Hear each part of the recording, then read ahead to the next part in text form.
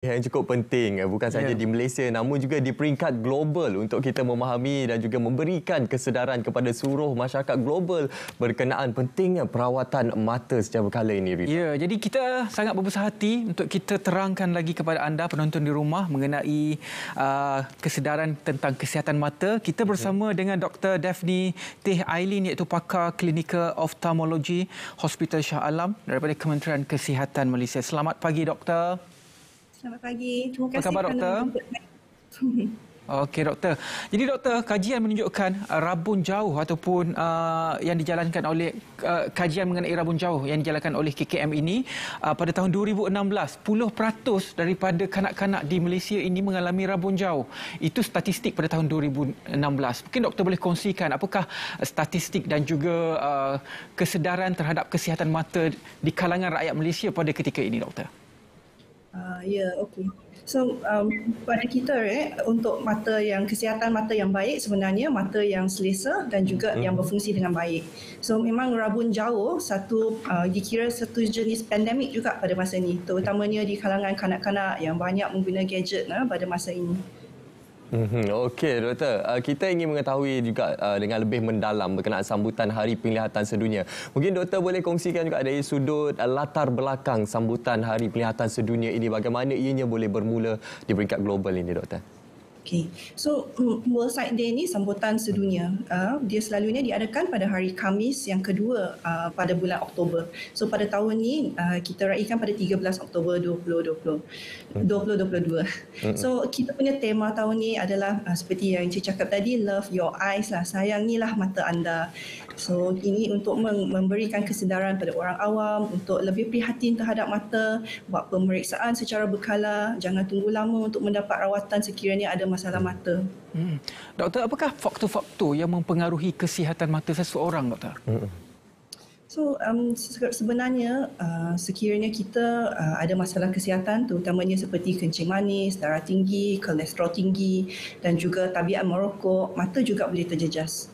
So, selain itu seperti yang saya cakap, kanak-kanak yang banyak menggunakan gadget ataupun skrin digital untuk tempoh masa berpanjangan, ini boleh menyebabkan rabun jauh meningkat dengan mendadak. So, walaupun penggunaan gadget memang sukar nak dielakkan, terutamanya dengan pembelajaran talian semasa pandemik, tapi ibu bapa perlu cuba galakkan kanak-kanak bermain di luar sekurang-kurangnya 2 jam sehari untuk mengelakkan rabun jauh meningkat.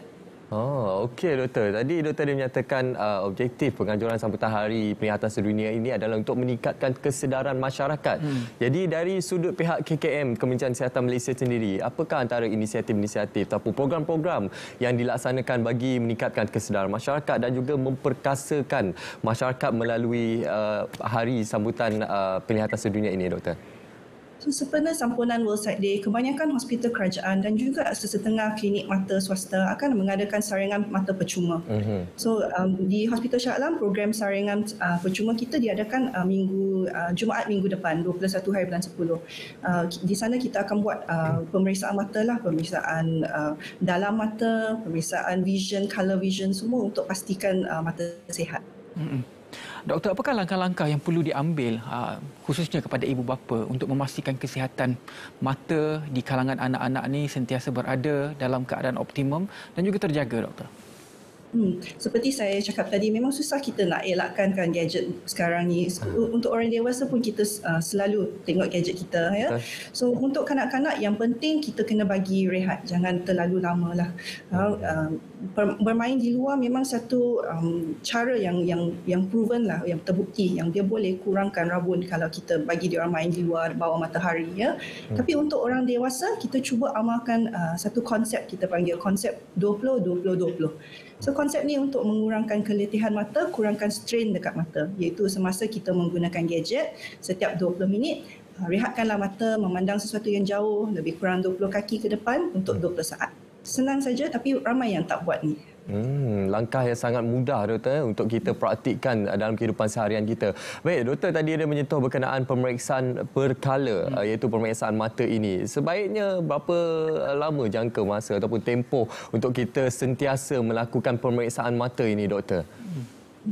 So, saringan tahunan disyorkan untuk individu yang berusia 40 ke atas. terutamanya yang berpenyakit seperti yang saya tersebut tadi ya, kencing manis, darah tinggi, kolesterol.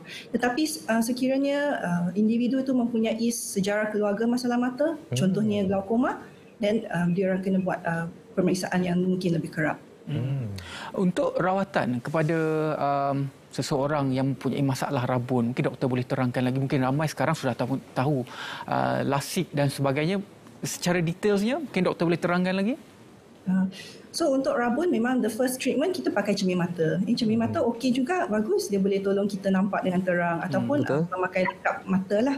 Okey, untuk kanak-kanak ya, memang rabun ni lebih penting sebab bila mata kita masih membesar, rabun tu boleh meningkat sampai satu tahap mungkin dia dah besar, umur 16 tahun, mata tu tak membesar lagi, selalunya power tu kita harap dia tak naik begitu tinggi dah. So semasa kecil, bila budak-budak masih membesar, time tu betul-betul kena kawal dan menjaga mata. Okey. So LASIK tu memang boleh dibuat, tetapi dia sejenis pembedahan mata. Dia datang dengan risiko dia juga. Walaupun dia boleh memberikan kita free daripada glasses ya, tetapi dia datang dengan risiko juga. Tapi proses tu sebenarnya melibatkan kita membentuk kornea mata. Dia punya tutup loop sinar di depan mata kita, kita mengambil satu cebis kecil daripada tu untuk membetulkan masalah refraction dalam mata. Doktor, bagaimana pula dari sudut penggunaan contact lens ataupun kanta lekap mungkin dalam tempoh jangka masa yang panjang, adakah ianya akan memberi kesan kepada kualiti penglihatan, doktor? Dari segi kualiti penglihatan mungkin disebabkan mata dry lah, mata kering. Okay? Bila kita menggunakan contact lens untuk jangka masa lama, mata kita tidak dapat menerima oksigen daripada udara dengan senang. So sebab itu mata akan mendapat masalah kering, selalu rasa macam ada benda pasir-pasir dalam mata dan tak beberapa selesa. Ya? Tetapi benda yang lebih membahaya kalau kita memakai contact lens dengan jangka masa yang lama dan tak menjaga kebersihan, banyak orang yang dapat ulcer dalam mata. Maknanya luka dan kuman masuk ke dalam mata. Itu sangat bahaya. Dia boleh memberikan masalah penglihatan yang kekal.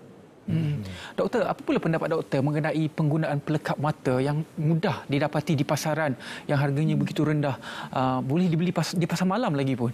Ini berbeza dengan apabila kita mendapatkan kanta lekap menerusi pakar, contohnya kedai cermin mata ataupun optometris. Doktor, pendapat doktor? Untuk membeli kanta lekap memang jangan sesekali beli di pasar malam ya, memang sangat bahaya. Okey, kita banyak nampak pesakit yang datang dengan jangkitan mata, jangkitan kuman dalam mata disebabkan membeli contact lens dari online. Sekarang senang nak beli, tetapi sebenarnya kawalan penjualan kanta-kanta ini dia tak terkawal. So mungkin dia dah ada kuman dalam air dia. Okey, doktor, untuk kita meningkatkan kesedaran dalam kalangan masyarakat untuk mereka menjaga mata, love your eyes. Okey doktor, apakah antara simptom-simptom ataupun tanda-tanda awal yang menunjukkan seseorang tersebut sudah pun mengalami aspek yang menjejaskan kualiti ataupun tahap penglihatan mereka, doktor? Okey, so penglihatan kita boleh terjejas dari banyak segi.